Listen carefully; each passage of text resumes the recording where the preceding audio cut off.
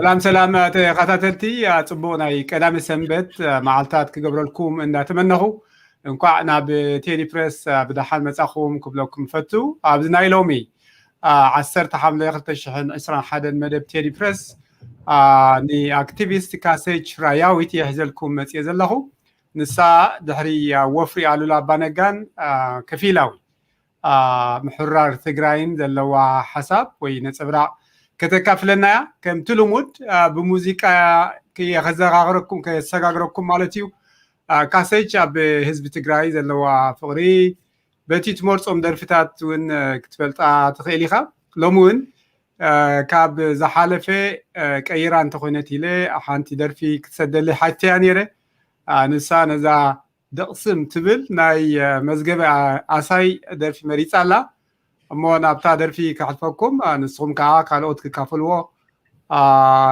ካልኦት ሼር በልዎ ድሕሪ ቁሩብ ደቃይቕ ክንምለሰኩም ኢና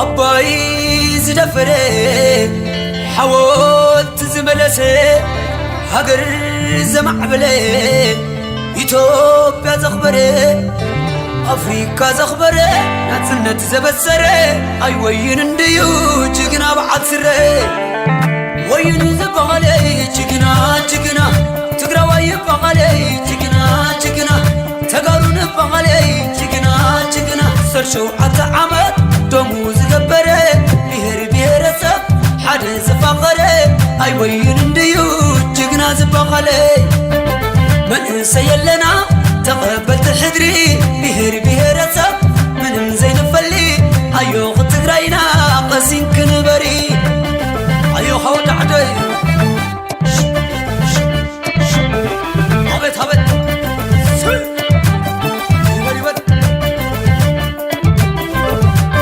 اياي انا ديو تلال تقراي ديو ما بلبون ديو دايلا انا ديو حتى زيبلو متسي كجمر توكسي تجمير توكسي يبلون ملاسي مسل زبي كبر مسل ديمقراسي زين دي بوغبو زين صبر ربا فرصو ما يكيلن مسمر يحلنا زكا غيتلو بقبر ولو حتى لا انا ديو لا لا تقراي ديو اياي انا ديو دايلا انا اليوم اطابل اليوم لا لا تقراي اليوم ايو حوت عدي سريا تتخريو هبت هبت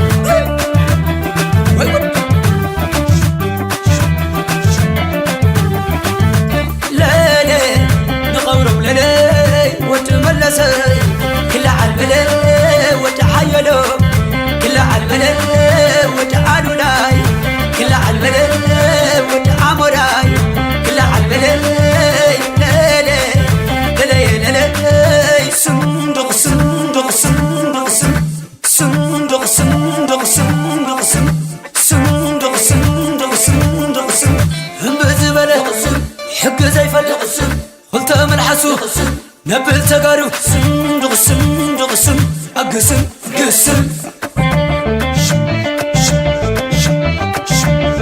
ايو حوت عدي وين كفتت عبت عبت عبت عبت عبت عبت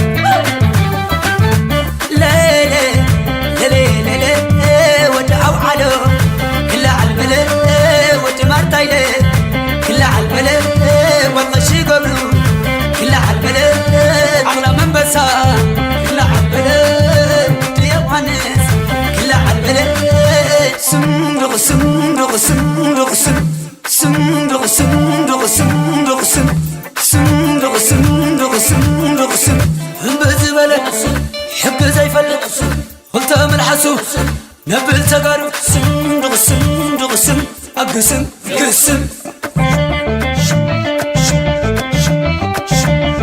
ايو حوت عدي وين كفتت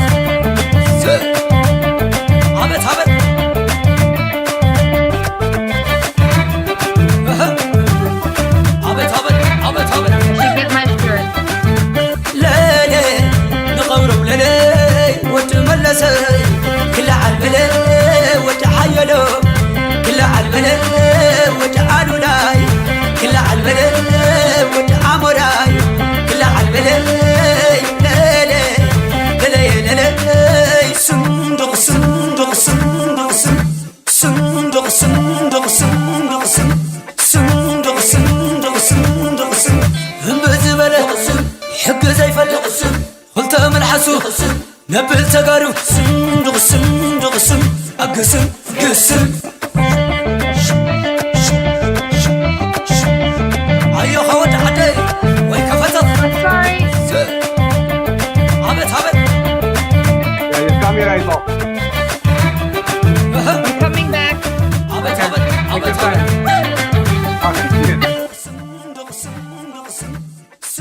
Okay, Sorry, I had a lighting issue. yeah, no problem. That would have been a disaster. It's first thing in the morning. There's no sun. Yeah. Good morning. Good morning. Yes. What time is it in your time, Kasech? It's only 7. It's 7 a.m. It should be normal time to get up, but our son still is asleep. It's winter here. اوكي سلام تغاتلتي دقيمه انكم حد مصاخب نبتدي بريس كلكم ذلي كم تعنتو قديمه زحبركم ويكا خمس تري وازلهم كاسج راياويت كاب اوستراليا اكتيفيستيا يحزلكم قريبه زلهم ما انت خلاي معلتي دغربا زلهم بزخنه دهرتي عوت ناي الولا بانغا بتግራይ كفيلا حرنت تحلمصو زلوا حسابات نتكافلنا لنا لو معدينا لنا. Good afternoon everybody, and I would like you to welcome you all to Teddy Show's show.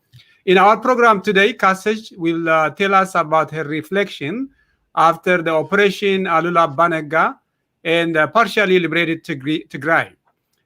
Kasech, it's my pleasure to host you and welcome you to Teddy Press Show. Thank you so much for having me again. It's a pleasure, and I got a nice surprise last time when I saw our interview got streamed on, was it on a Senate TV? And I was getting people saying, you were here on TV. I was very surprised. Thank you. Yeah, you're welcome. You know, most of my programs, I send that TV broadcasts through satellite. So people in Tigray, in elsewhere, are able to watch it. So, and that way, we have a broader audience than the YouTube channel. Okay. So, Kasech, before I pass on to my next question, would you like to comment on the music you chose? I don't obviously know all the language, so I'm sorry if it has offended any Eritreans out there watching. But it is a motivational song for me, and I've picked it because it's motivating, I think, a lot of Tagaro to continue going.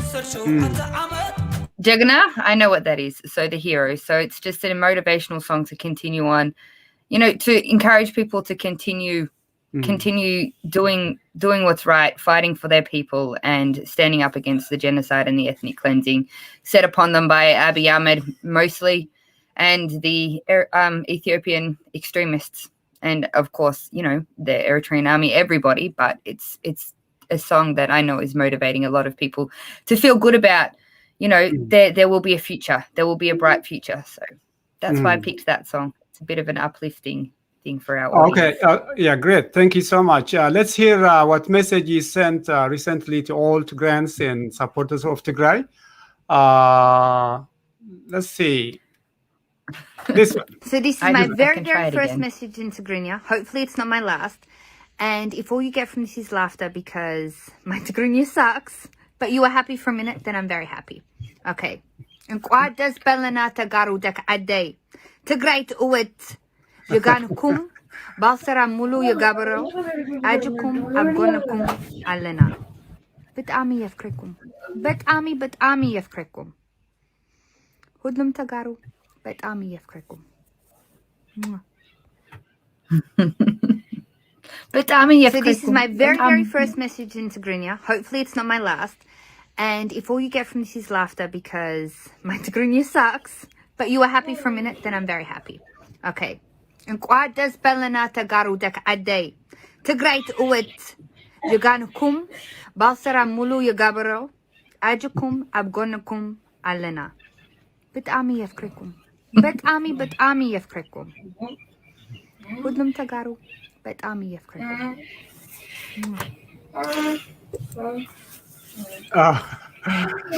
Excuse my Tigrinya. Yeah, it was wonderful. There are a lot of vowels that anybody cannot pronounce it. Like nkwa hagosokum. Nkwa is very hard word for especially for foreigners. Yeah.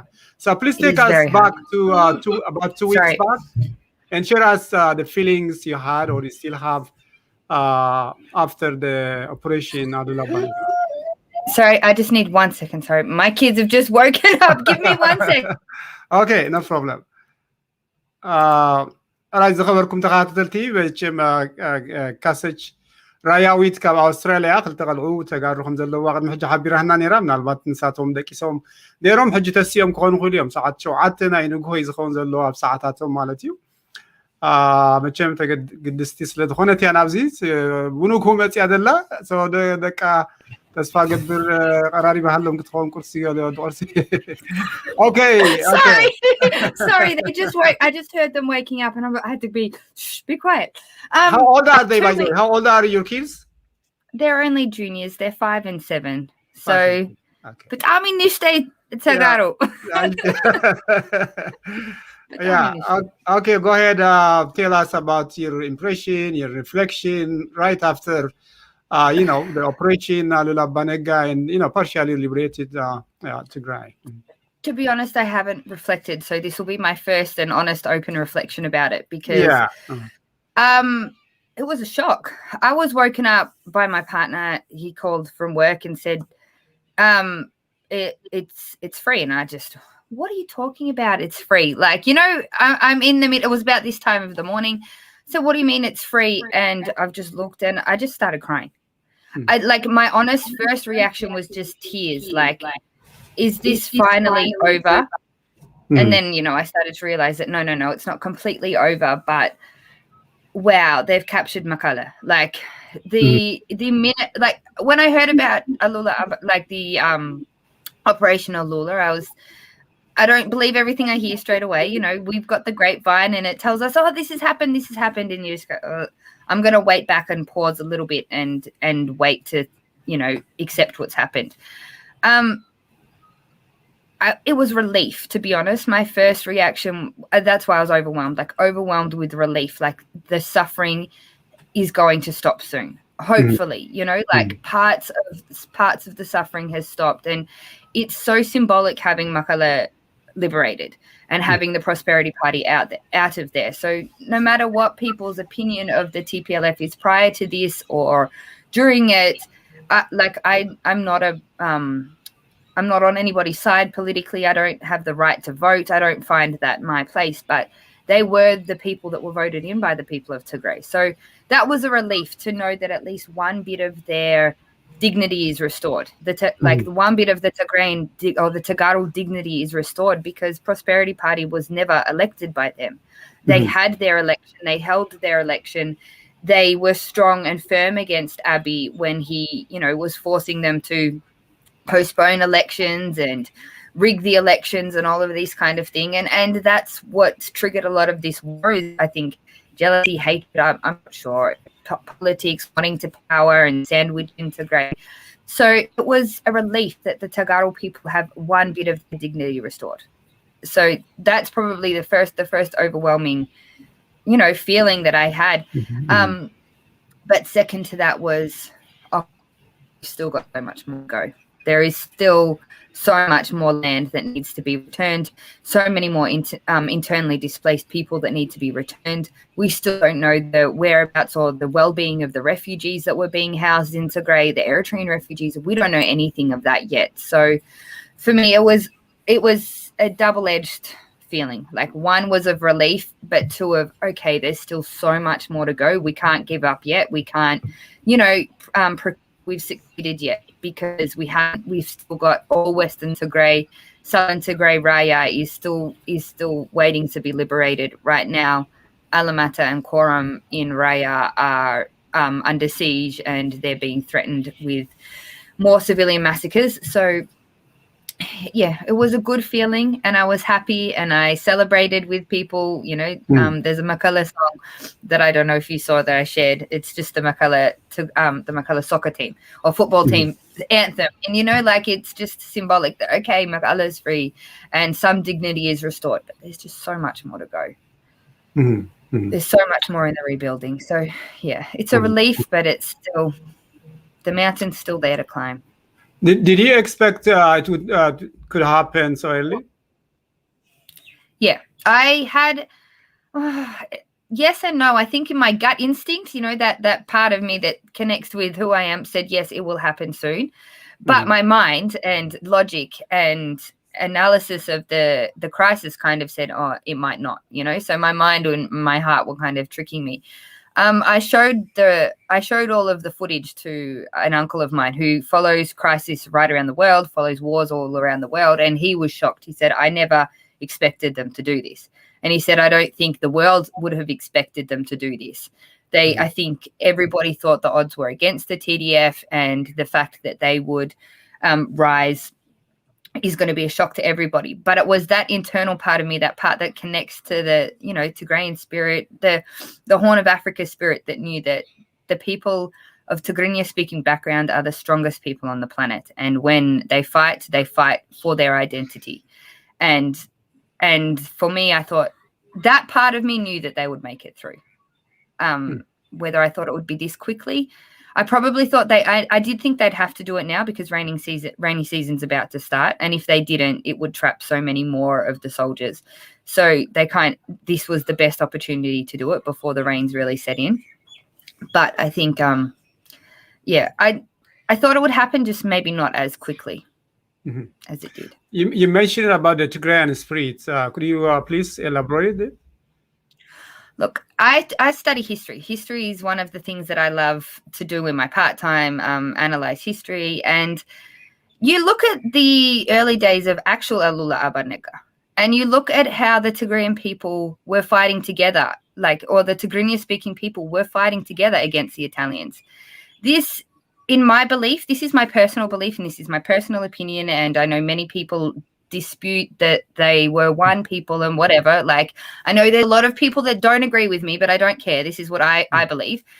If Menelik had never split the Tigrinya-speaking people of Ethiopia and Eritrea apart, we wouldn't be in this situation. To be honest, that's my belief, and that's that Tigrinya-speaking spirit. That I don't know what you guys like to be called on the other side of the border, but the Tigray spirit, or and I don't want to use the word Agazian because I know that's been given a really bad rap as well. But the ancient Axumites, that is a conquering spirit. That is a people that are proud of who they are. That's a people who maintained history, maintained connections with the ancient world. And it's that I think everybody has inside of them deeply, that they need to connect to. And that's what I think Tigray has preserved very, very well.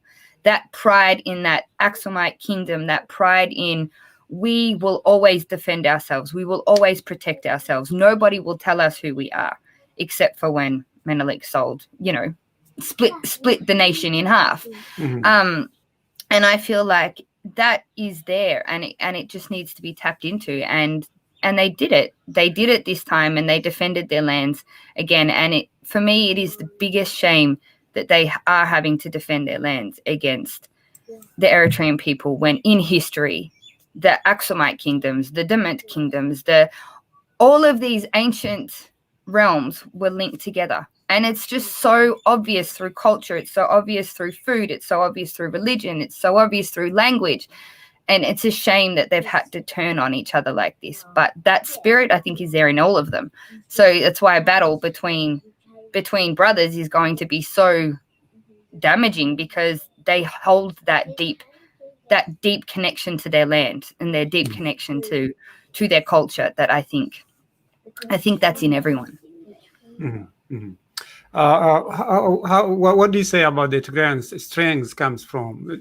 Are you relating with the spirit that you are talking about? I know this is a kind of eccentrical kind of discussion, philosophical discussion. Like I said, I think it comes from knowing that their identity, and I think it comes from still connecting to their ancient identity. And I believe, just in a psychological level, anybody who's suffering from an identity crisis, and it's actually a normal phenomena for teenagers to go through an identity crisis, whether, I don't know if you're aware, history, philosophy, all of this stuff is my passion. It's what I learn about. And if you look at a teenager, when a teenager is going through an identity crisis, they're rebelling and they're trying to find out new things. But then when they come to an adult, once they've come out of that, they're strong. And I think that crisis has the Tigrayan people didn't have that crisis. And I think no matter what you think about, like I said, the TPLF, they in this last 30 years, they maintained that identity. And having an ethnic federalism allowed the people to maintain that identity, not just in Tigray, but in Oromia, in the southern nations, in Somali region, in Afar region. Many people, again, have much issues about this federalism ideology, but the identity that it allowed people to have in their culture and connect to their culture, I think is what has been able to, the Tigrayan people have been able to like lynch onto and use that. We are proud of who we are. We fought for who we are. We've been fighting for who we are, and that will continue on. That'll continue on for the rest of history. And I think this victory is just another example of how how knowing who you are helps you get through adversity. And that's an identity crisis that I don't think they've had to go through, because they maintained that belief that you can be who you are. You can be Tigrayan and you can be Ethiopian at the same time. And I think that's really at the crux of what it is. People knew who they were, so they knew what they were fighting for. They had a cause. They have something to fight for that actually has not just a superficial meaning, like the Ethiopian army. It's a superficial army. It's a superficial name. It's a superficial title. It's something that isn't deep, like millennia deep. Whereas their identity back to the Aksumites is millennium deep. So for me, that's reflecting on why they did it. They had a reason, and it was their identity. Yeah, Kasech, you are originally not from Tigray, and I guess you view the Tigrayans' unity in a different way than Tigrayans and us in general. What can you tell us about that? The unity, I guess I think it comes back down to this identity and the way they have this historical collectiveness and this historical acceptance of different identity groups within their identity. So one of the people that I did an interview with on my show, which I've paused at the moment, but he was from Europe. And, he mentioned that, I'm from Europe, but I'm also Tagaro. Like, Tagaro people never judged and never, waged a war on people because of their identity. I don't think that is in the nature. That's not what I have observed ever. I mean, like you said, I'm not from Tigray. I am clearly from, the European continent, and only very minimal, and it's only probably Tagaro who don't grow up in Tagaro have mentioned anything about my skin color being an issue. And I think it's a culture of non-discrimination that many people don't understand. I think a lot of Ethiopian people want to believe that Tigrayans, because of ethnic federalism, decided that, your ethnicity is more important. And I don't believe that. I don't believe that is not what I have observed. That is not how I've been treated. So as an outsider, I've been treated just like one of the people. And, that's why I had the guts to get Tigray Rayaweyti tattooed on my wrist. I've been part of the community for so long now. And because of my children, people will say, no, you are one of us. You and it was just not even, it's just not even a thing. Like, people just don't even discuss, oh, she's white, so, she's not one of us. And I think it's because of that hospitable nature that they can stay unified. So differences are accepted. Differences are not something to be seen as a threat. I mean, even if you do go back into ancient times, again, if we go back to when, the first Islamic settlements were in the Horn of Africa, that was through this Aksumite Empire, and they were known to be welcoming. So if you've heard the story, when they retreated from I think it's from what is now modern day Saudi. They were running from persecution. They were told the Aksumite king will accept you and you can go and you can have a safe haven. And I think that I don't think that has been broken in Tigray. And like, I haven't had enough exposure to the Eritrean community, but you're welcoming me now too. And I can see that and I can feel that. And the people fighting with Tigray have been extremely welcoming too. It's like your color. What is your color? It's nothing to us. You're a person. You stand with humanity. And it's that deep-rooted value system as well, whether it's Christian or Muslim, like, or Islamic or Judaism, like that deep-rooted value system of humans are important and life is important, that I think unites the people of Tigray and unites the people of, that whole region. And I'm only talking the Semitic region. When we go down south into Oromo, they have very similar value systems as well. And I think for me, that's what's unique. And I think it's, to be honest, it's one of the last standing places, in my belief, in the planet that still holds that really deep respect of human life and of that religious value system in society. And I think that's what unifies them and will continue to unify them if they don't, go into too much Western cultural modernization. It'll stay strong for a long time. Okay. Are you able to communicate with other Tigrayans, your friends back in Tigray after I haven't tried yet. You haven't tried. I think I'm so overwhelmed with emotions. I don't know what to say to them, and I don't feel like I can comfort them because, what can I say that's going to make them feel any better at this point? And I don't want to put my emotions onto them. Yeah, let's talk about the Abiy's unilateral ceasefire. What do you think about it? That's just another code word for I lost. And I don't know what to do now, and I need to regroup and I need to get more soldiers. My belief is it's just a recruiting mechanism. It's just, and it's a why are you saying that? Because look how many soldiers. You've seen the parades. Like, look how many soldiers are prisoners of war. He hasn't got the army is fighting in Ethiopia on many fronts. It's not just in Tigray. The biggest amount was sent to Tigray, but Oromo is filled with National Defense Force, Ethiopian National Defense Force. Benishangul Gumuz, the Afar region, they are strategically placed around the entire country. He can't continue to, have soldiers sent to Tigray when he needs to use them in other areas, and he's just lost a big lot of them. So my belief is it's just his way of pausing to try and recruit, but also maybe to try and get some Western brownie points like, see, I ceased. But as the TPLF have come out, they're like, it's not a ceasefire because Amhara militia is still here. There is still Eritrean forces here. It's unilateral from the Ethiopian National Defense Force, but that's because of the defeat. My belief is it's because of the defeat, and he's just trying to get some extra time to recruit new people. And there is already rumors that he has started recruiting, which is quite sad. And especially, there was it's a rumor, so I can't confirm it, but there's a rumor that nearly 50,000 Oromo special forces have been recruited to come and finish the job. So it's sad. It's just more innocent. It's just more lives that are lost on something that just it just didn't need to even start.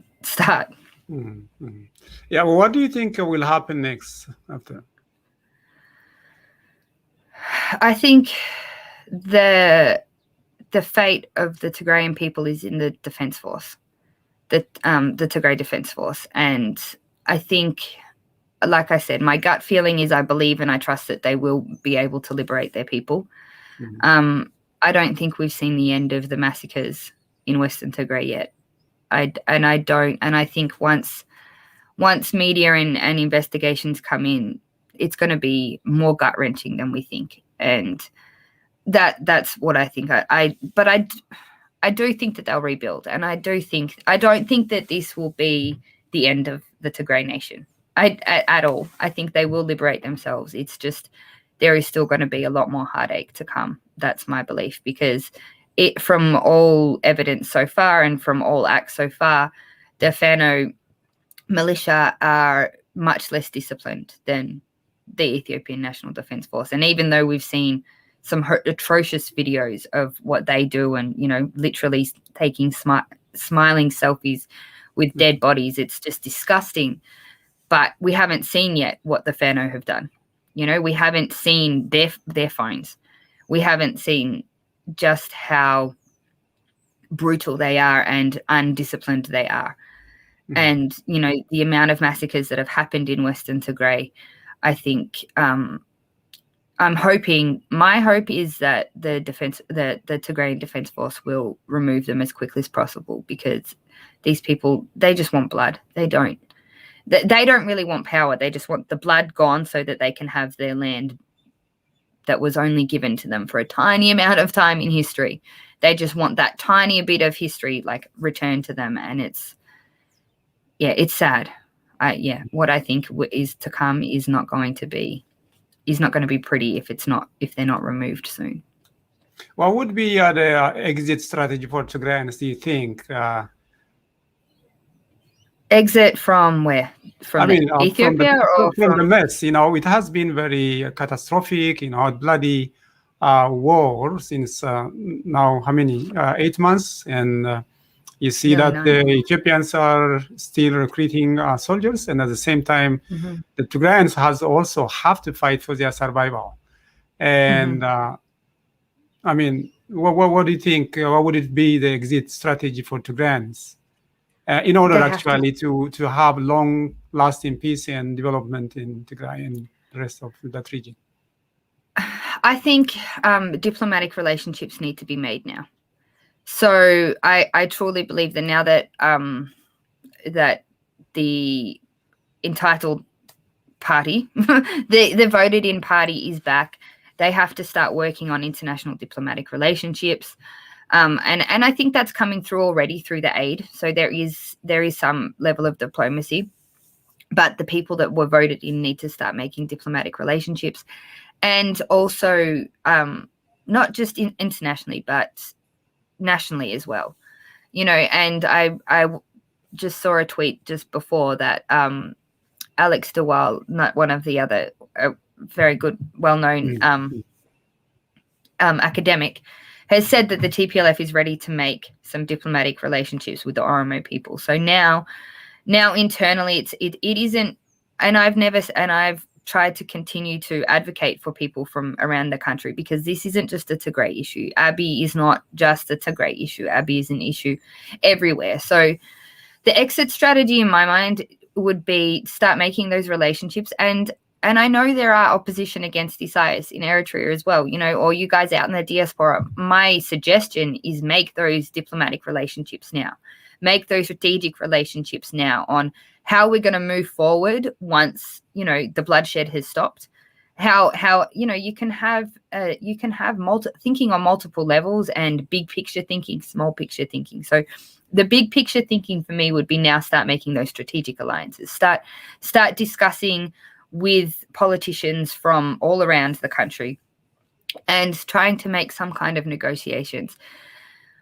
Unfortunately, I don't think there's any negotiating with Abiy. I don't think there's any negotiating that can be had with Aben, or Nema, I'm not sure, the now Amhara Regional State Party, because they seem so hell-bent on expansionism and so hell-bent on this model of an empire that I don't know if negotiations are even possible. With them, I think it's more wedging them out. It's the only way that the Tigrayan people, the Oromo people, the Benshangul people, the Somali people, the Afar people will get peace is for them to be. I don't know. I don't want to say, killed and assassinated, because, it's, I really, at the end of the day, sadly, as disgusting as they are and what they've done, they're still human. So, and many people are just saying, no, just get them, just take them out. But at the end, I don't see there's any way forward with, and like you say, there's no way forward without these big people removed, and whether that's imprisoned, they've left. Personally, I believe they should go to prison, and justice should be served for the people, and they shouldn't have to live. They have done so many cruel things to humans, but strategically, I don't think there's no negotiating, and it just infuriates me that the West keep continuing to say, oh, we want, these peaceful negotiations. Abiy doesn't want peaceful negotiations.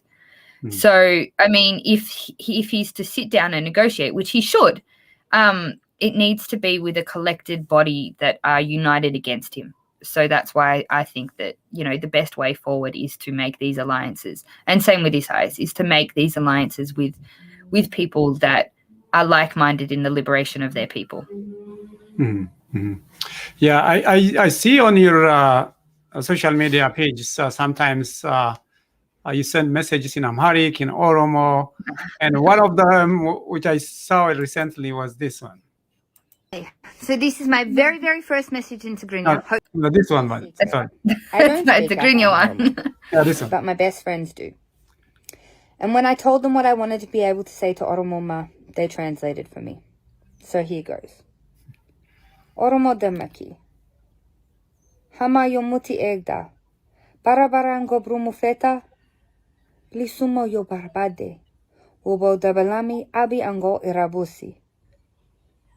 It may not be perfect, but I hope that my message was loud and clear. No secret. I don't speak Oromo, but my best friends do. And when I told them what I wanted to be able to say to Oromo, they translated for me. So here goes. Oromo demaki. Hama yomuti egda. Barabarango brumufeta. Lisumo yo barbade. Ubo dabalami abi ango irabusi.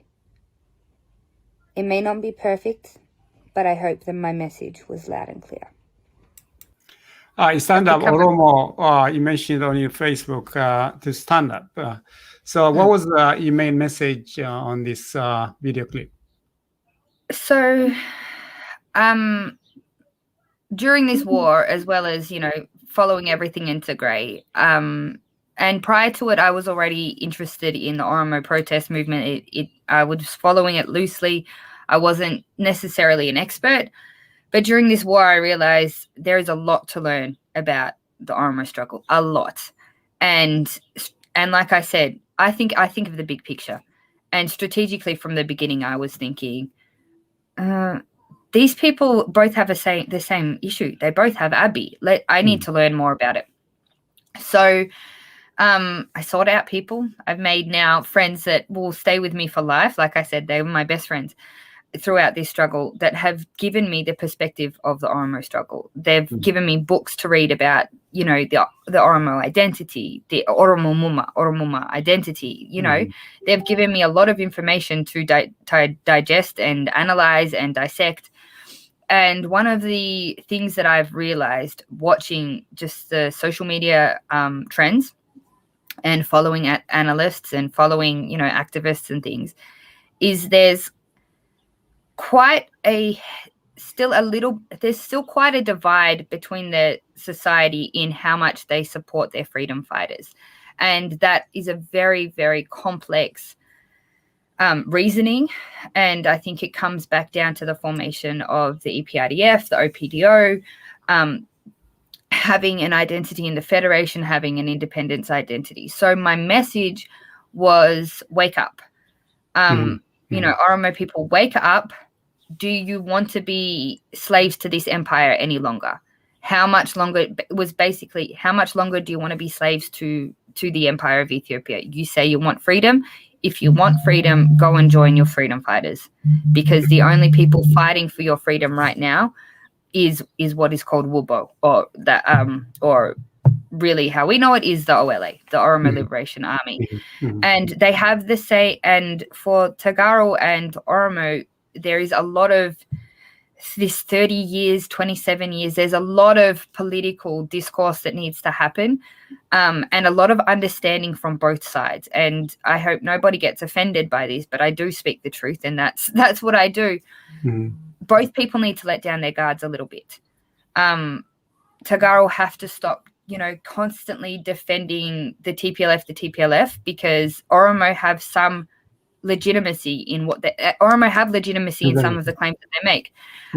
But also, Oromo, you need to stop blaming TPLF for everything when it's very clear that the OPDO were the people that is now the Prosperity Party that was doing all of this. So for me, there's a lot of, I feel like now I've analyzed both sides enough, and I can see the big picture, and I can see where things have gone wrong, and I can see where there is areas. And I'm watching some activists actually coming up with the same things that I've said, because they're looking at it from a deeper perspective too. So when I've noticed some Oromo activists are looking at it from the Tigray perspective now, and they're like, oh, maybe we weren't so, maybe we're a little bit wrong. And I'm watching Tagaro activists too saying, oh, okay, we were a bit too defensive. So I think that message is basically to the Oromo people, don't stand back and just watch your family and friends. Like I said, 50,000 allegedly have already been recruited to be sent to Tigray.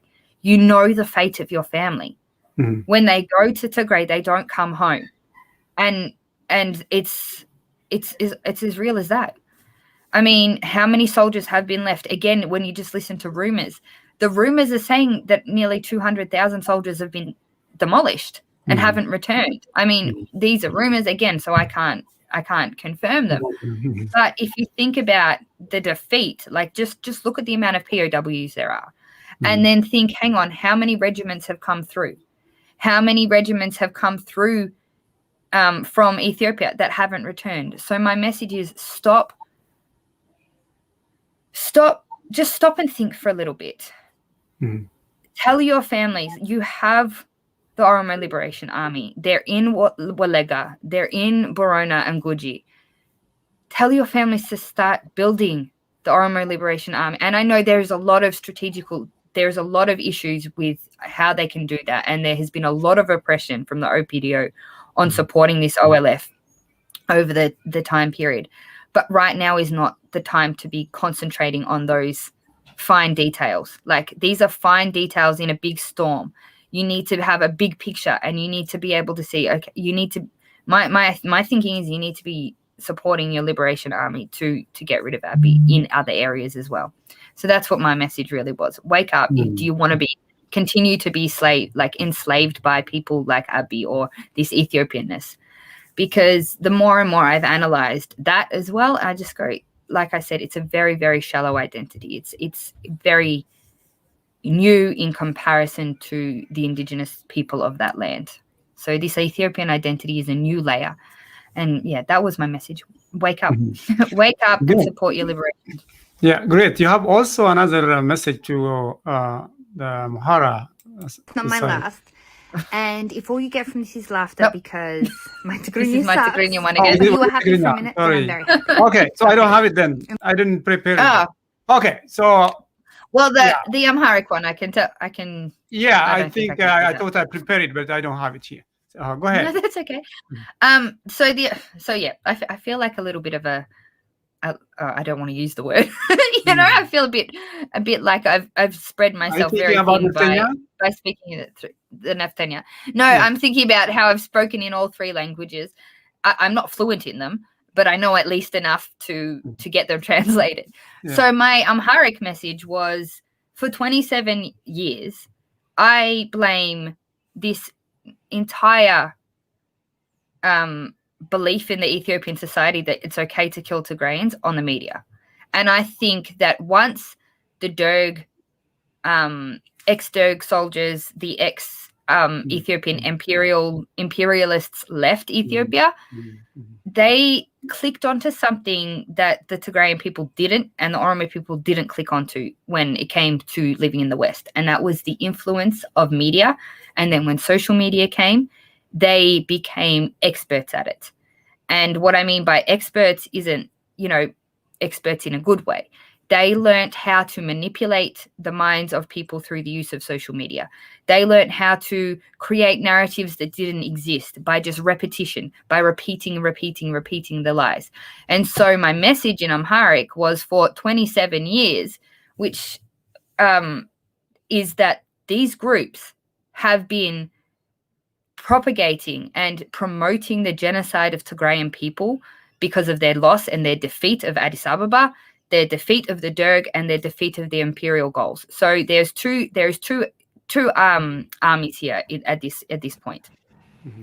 There is the Derg and there is the imperialists. The imperialists are now inside Amhara region.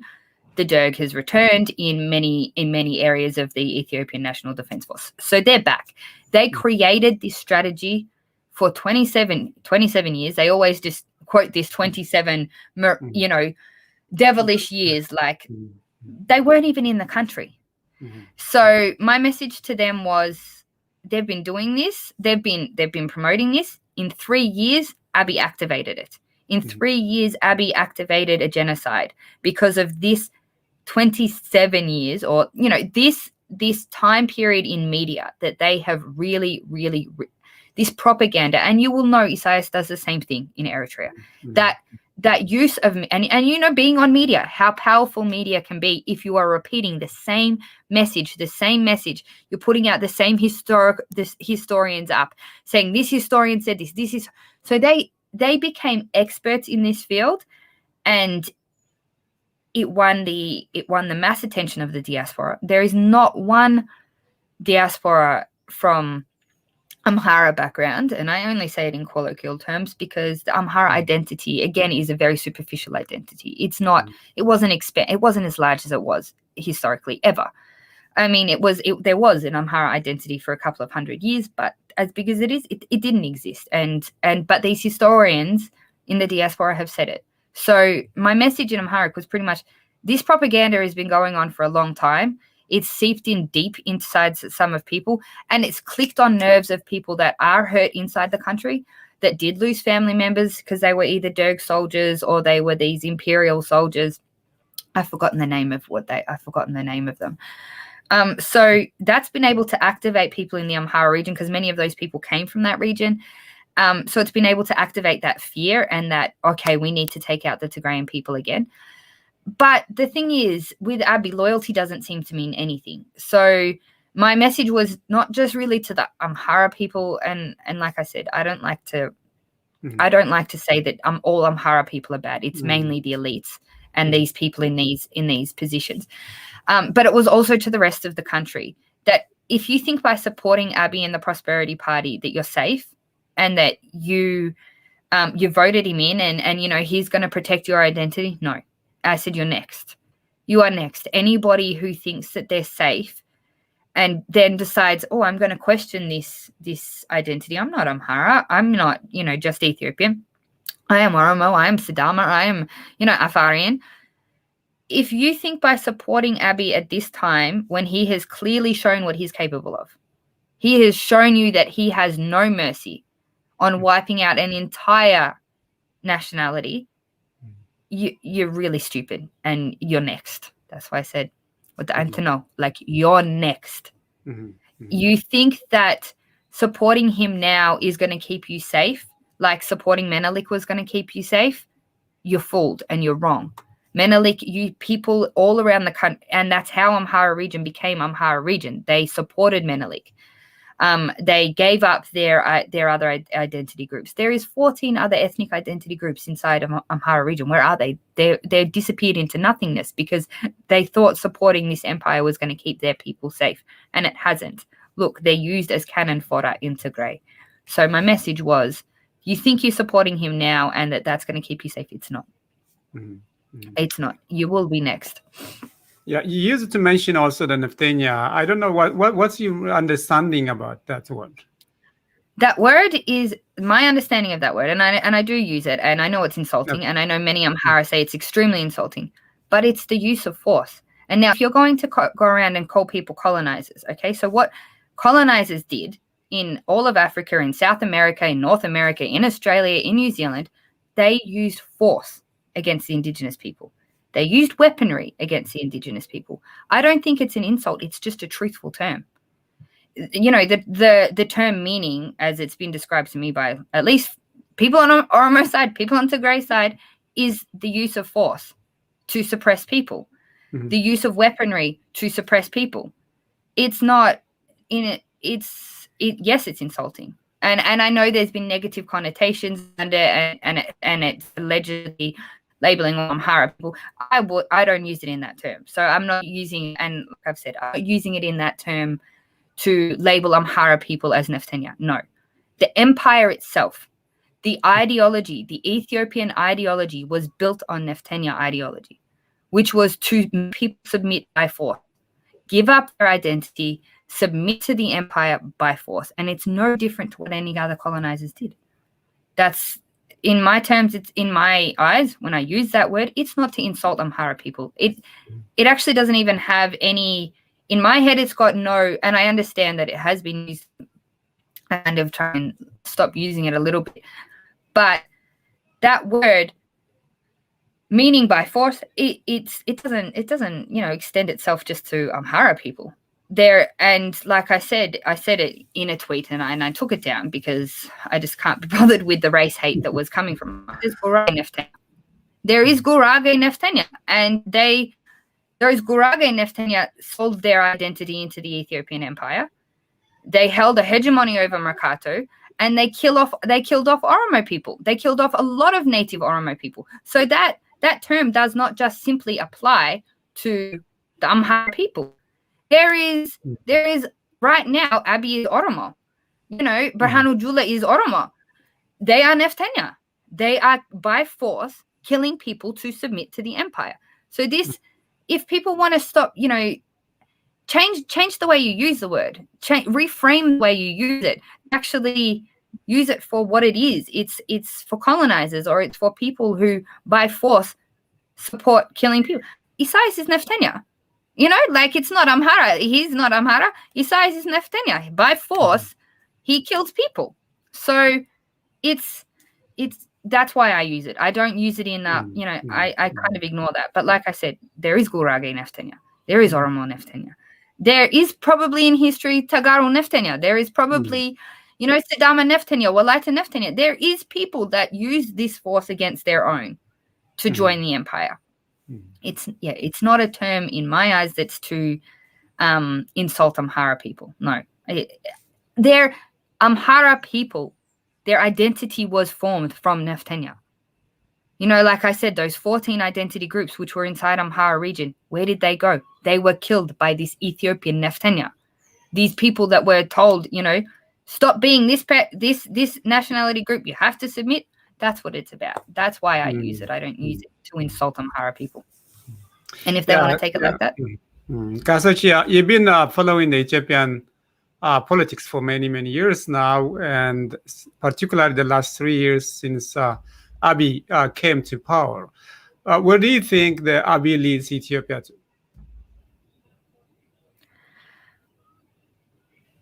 It's obvious. I don't think he's in debt as well. I think he's over calculated his abilities, and he's miscalculated the Western interest. So just because I'm a Westerner doesn't mean I'm all for, big corporations and all for this capitalism and all for, no. And it doesn't mean that, because I'm Eastern European, I'm all for complete socialism and communism. I've got to take all of that out of it. But when I look at what I think Abiy completely was naive in external politics, was naive on business interests. He was overambitious in what he thought he could do. He believed in his capabilities much more. I don't actually think he's a dumb person. I just think he was overambitious. I think he's Satan. I think he's an evil person. But whether he's dumb, many people say he's dumb. Many people say Isaias is dumb. No, these men are not dumb. They've learnt at least one thing, and that's how to manipulate the psyche of humans. They've learnt how to get a following. So they're not dumb. You can't give them that label. But where he leads Ethiopia, and it's interesting. I don't know. Someone once translated a speech from Isaias, and he said, "I want Tigray to go back to what it was in 1991." Well, it has, and I think Abiy wants Ethiopia to go back to where it was in 1991, or be sold off. Because the other thing that I've been researching into now is big corporations and the resources, number one, in Ethiopia, where the actual natural resources are. They're in all of the regions that there is war. There is no natural resources. There is like 2 gold mines in the Amhara region. So I think that Abiy saw those resources, and like I said, he miscalculated, he was overambitious, and he thought, oh, well, if we privatize those resources to external parties, we're going to make much more money. Mm-hmm. We're going to be, a richer country. We're not going to have to be self-developing. I think he thought exploiting the resources was going to make the country rich. But that doesn't make a country rich. A country is rich. I mean, and as you can see, Ethiopia was developing on a very different model from a complete capitalist model, and it was becoming a rich country. Mm-hmm. For me, if Abiy really, really cared about Ethiopia, he would care about developing its sovereignty and maintaining its sovereignty of its businesses and its economics. But I think what he's just done is given the country away to big corporations. He's slowly working off privatizing all of these resources, as Isaias is doing in the Afar region. Slowly working on selling the country off into little pieces, thinking that that's going to build the economy. And I think his backbone on economic growth is completely off. But then there's all the humanitarian crisis as well. I mean, and with humanitarian crisis comes health crisis. And with health crisis becomes early death. With early death becomes a decrease in population size. So really, I think where Ethiopia goes under Abiy really is back to 1991. Back to a population of only 60 to 80 million from 140. With like all the millennial development goals of healthcare is just all going to be washed away. As soon as there is a war in place, all of that development that was keeping people alive and that was increasing their life expectancy is completely gone. So under Abiy, Ethiopia goes back to, unfortunately, that famine-ravaged society that, many Westerners remember Ethiopia of in the 80s, with the children with this big starving pot bellies. That's the Ethiopia that I see under Abiy. I don't see any prosperity. Mm-hmm. Yeah, Kasech, I don't want you to keep you more than an hour. I'll give you the last chance. If you have anything to say. Just everybody keep strong and start looking to the future. Start, like I said, my exit strategy for Tigray is not just the exit strategy for Tigray. It's the exit strategy for everybody in that entire region to be free. Reframe your thinking. My belief is start reframing your thinking. Start reframing your thinking of nationalities, where nations stand, where they across everything. Start just thinking outside the box. See the bigger picture. See history. See what history was. See what was making history successful. See what was making history. Learn from the mistakes. Make strategic partnerships, and just stay strong. Everything will end up being free. People will eventually get their freedom. Europe went through this for centuries as well. So if Europe went through it and came out with nation states and people that are able to freely exist as who they are, the Horn of Africa will have it done too. But you just need to start thinking future by reflecting on the past. Thanks. That's my message. Thank you, Kasech Rayaweyti from Australia. And I really would like you to please tell your kids that I kept their mother for a while. Oh, that's okay. I can hear them. They've got the TV remote now, so they're okay, great. So thank you so much for everything. I hope I will see you next time. Thank you for having me again. Yeah, خبركم تخاتلتي مس كاسج راياويت كاب أستراليا زكايتكو قال متيق أبز ودي الله نقول خاتكم قال لهم ضحن وعلو ضحن أمسيو قال لهم كده حندروا بتاع كاسج زمرت أتا درفي كيف ليكم روحس كلام السنبت يكبر لكم بزي عمل مسكم أنت راسي زي ندي بوغو زي نصبر ربا فتسو ما يكيلن مسمري حلنا زكا جيتلو بقبر ولو حتى لا انا اليوم لا لا تجري اليوم اياي انا اليوم عداي انا اليوم حتى بالقوم اليوم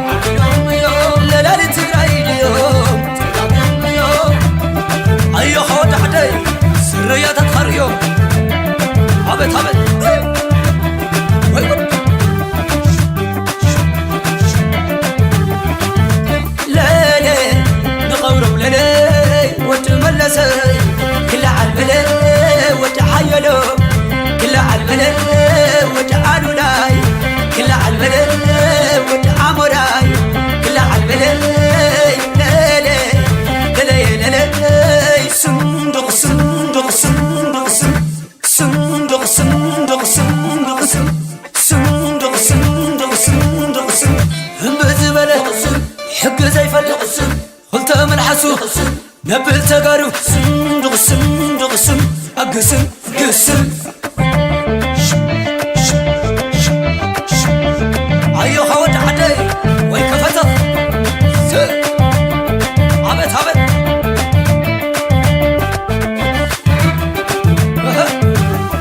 عبت عبت عبت عبت لا لا لا لا لا ودعوا علو كل عالبلا وتمرتاي كل عالبلا والقشي قبلو كل عالبلا عقلا من بسا كل عالبلا تيوانس كل عالبلا صندوق صندوق صندوق صندوق صندوق صندوق صندوق صندوق صندوق بزبلة حق زي فلق قلت من حسو نبل تقارو صندوق صندوق أقسم قسم أيو خوات عدي ويكفتر عبت عبت